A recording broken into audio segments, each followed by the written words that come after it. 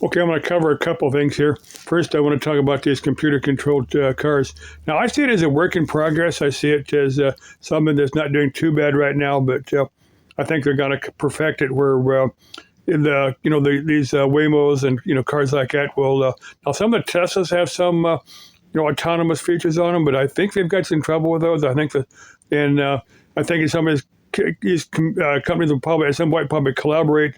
They'll kind of share software and ideas on what makes these things work and stuff. And the way I see it now, my driving skills are still pretty good. But if I live long enough to get to the point where my driving skills are where I'm probably not safe, I'm not safe for other drivers on the road.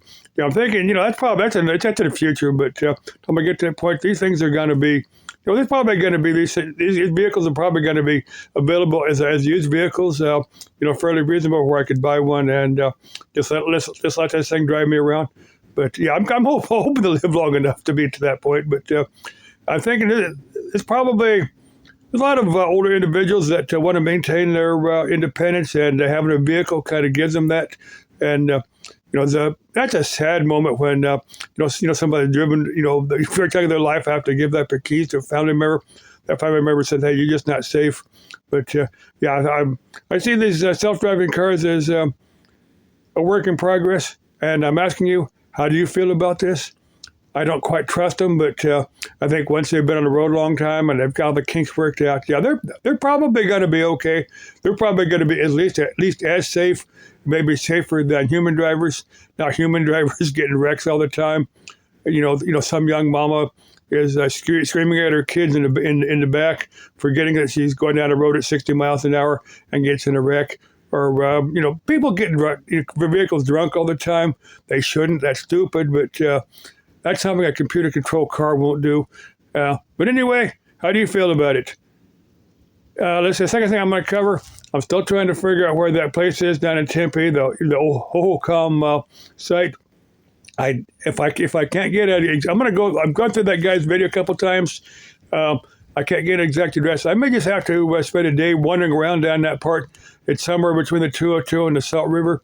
And there's about 3 or 4 miles of Tempe that kind of look like that, and I can't quite figure out. Now, when I type in different parks and stuff, there's 3 or 4 museums that come up down that area, but that's not quite what I was looking for. I was looking for this ruin down there, and I'm thinking that's probably what Steve did, that Sidetrack Adventures. He probably just wandered around down there, or maybe he watched other people's videos and figured out what his place was, but I've got to go to Phoenix. I got to go to Costco for stuff, and I probably won't do that today. And also, the third thing I'm going to cover now, at WSM, I was going to get down there earlier, and I just didn't. But tomorrow is their auction, so I'm going to get something. But by the time I post the video, it's probably going to be tomorrow morning, and most of the stuff will probably be already bid on and gone. So if you want something, you need to get your button gear and. I'd go to their site, WSMauctioneers.com, and just see if there's something you want. Just remember, everything is as is. If you're a gearhead, fine, get it cheap enough so that if you got to put some money into it, you've got it cheap enough. Now, I remember this lady that got a minivan. It has stalled out on her. More than likely it was out of gas, but she's having trouble getting it started.